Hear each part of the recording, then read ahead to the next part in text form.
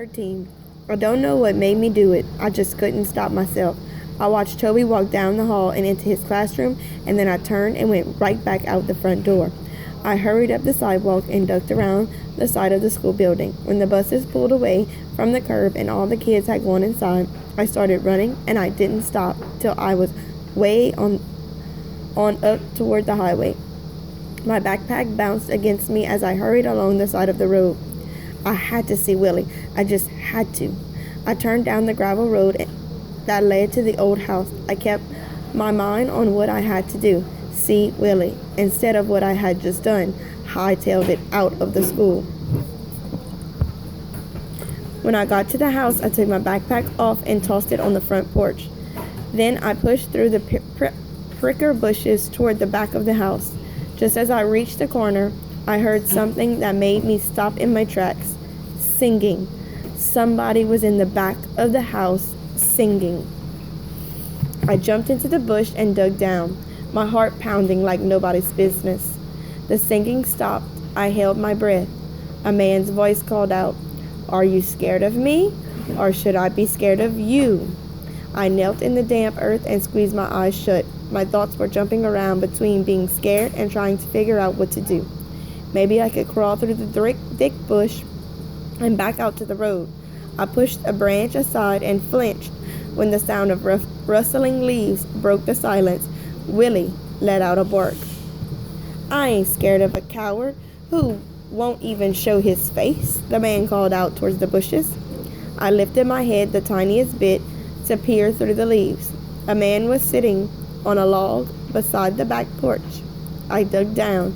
I tried to crawl away from the house toward the path to the road, but a tangle of wild blackberry bushes blocked the way. "This your dog?" the man called. I scrambled to think what to do. Should I jump up and run? Should I call out something? "Me and this dog are just sitting here sharing sardines," the man said. "You want some?" I pushed some branches down and peered out.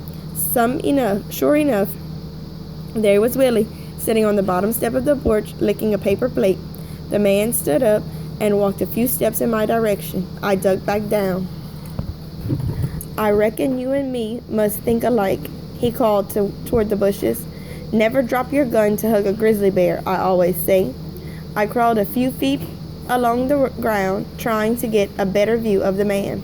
"But you don't have to worry, 'cause I ain't no grizzly," he said. "You think this little old dog here would eat sardines with a grizzly?" Then for the second time that day, I just up and did something without thinking. I stood up, pulled the branches aside, and said, "His name is Willie."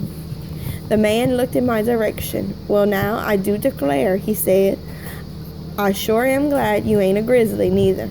I stepped out of the bush, and Willie started wagging his tail and kind of prancing his front legs. The man chuckled. "Now that's some tail wagging if I ever saw it," he said.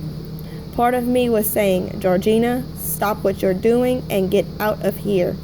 But I never was too good at listening to my own self, so I just stood there and checked things out. The man had nailed one end of a blue tarp to the side of the house and tied the other end to a tree to make a shelter. A ratty sleeping bag was stretched out on the ground beneath it. Leaning against the porch was a rusty old bicycle with a wooden crate strapped on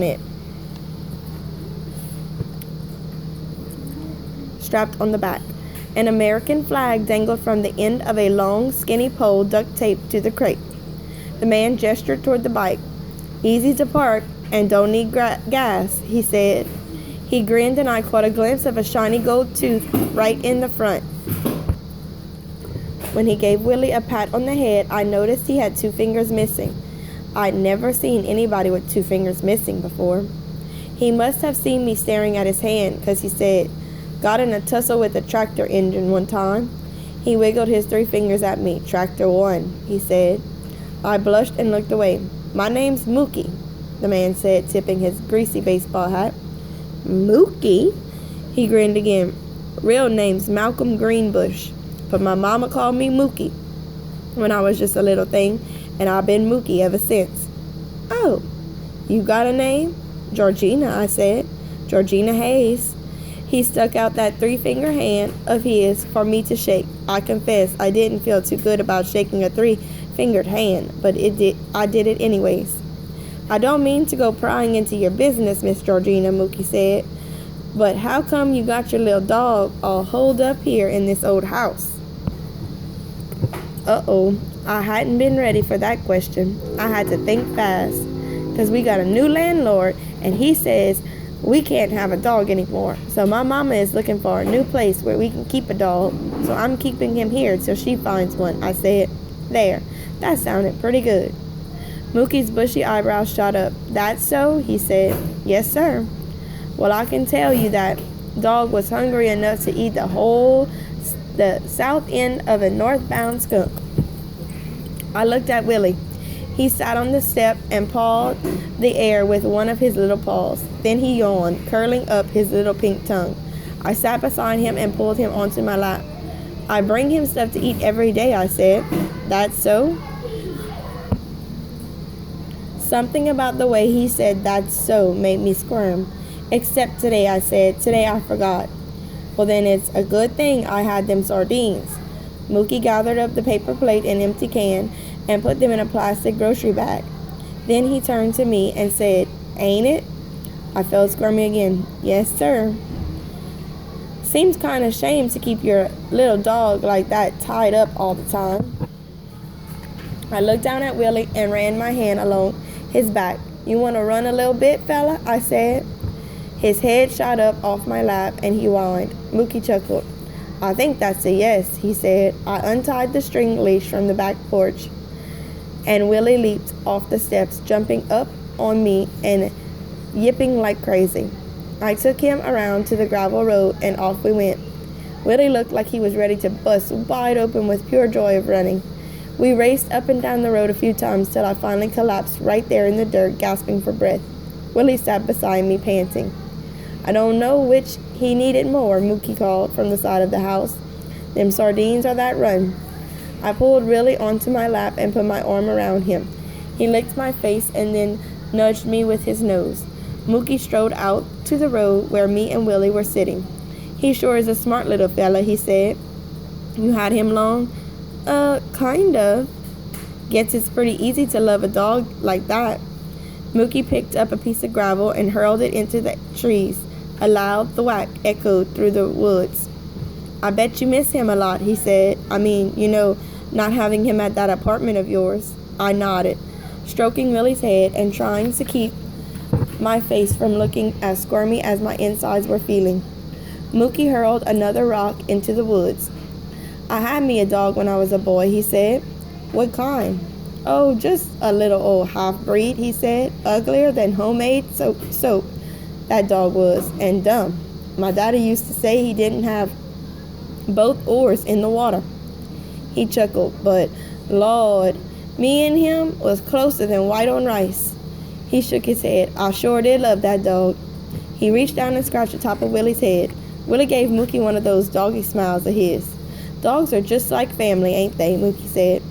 I looked at Willie, and no matter how hard I tried not to, I kept seeing Carmela's sad face and hearing Carmela's heartbroken voice. I stood up and brushed the dirt off my jeans. Where do you live? I said.